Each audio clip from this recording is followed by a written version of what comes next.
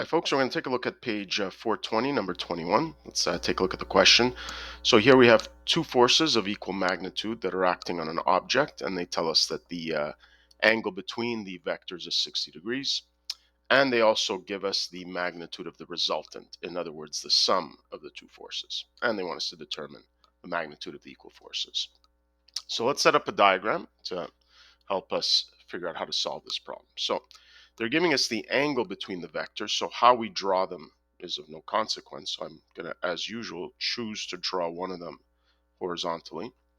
The other one's going to be at 60 degrees, and I'm going to make an effort to try to make it about as long as the original vector.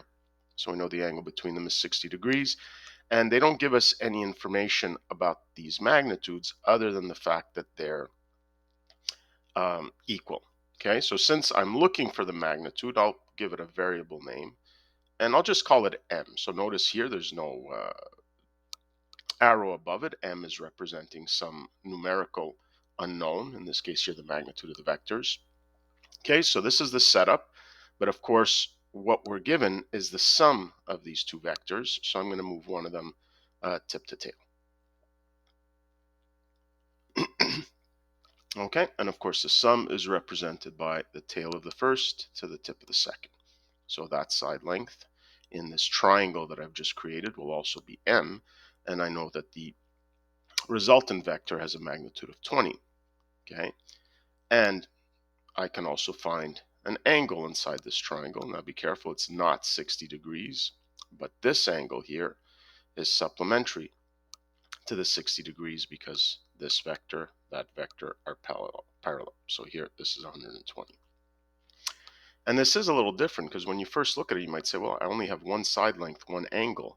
That normally would not be enough to solve a triangle. But the third piece of information we're given is that these two side lengths are exactly the same. So we're going to see that in using cosine law, everything will work out.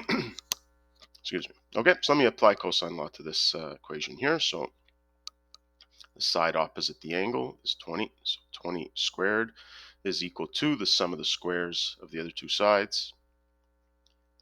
Okay, minus 2 times the two side lengths times the cosine of the angle opposite to the 20, which is 120 degrees. And hopefully you were seeing where this is going, because even though I only had the one side length and the one angle, I'm still able to produce an equation that has only one variable that I should be able to solve. Okay, so let's go ahead and do that. So here we've got 400. So here 2m squared.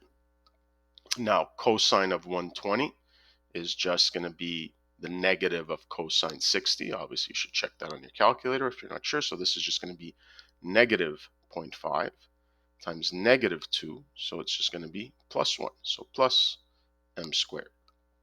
And now you see I have a very simple equation to solve. So 3m squared.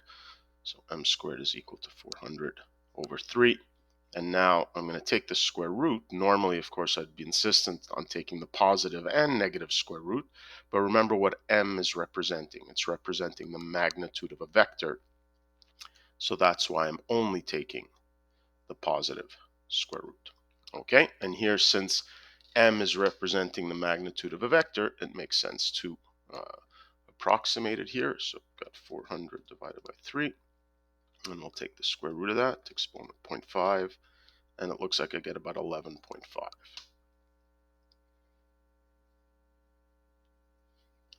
newtons. Okay, so just to recap, even though the information given to me is a little different, okay, I still set up my diagram in the exact same way. I place the vectors tail to tail in order to use the fact that they've given me the angle between those.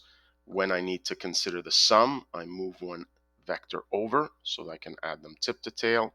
And then from there, I'm able to set up my equation. And even though I only had what seemed to be two pieces of information, knowing that the other two side lengths were equal allowed me to still solve this problem. Okay, that's it for this one.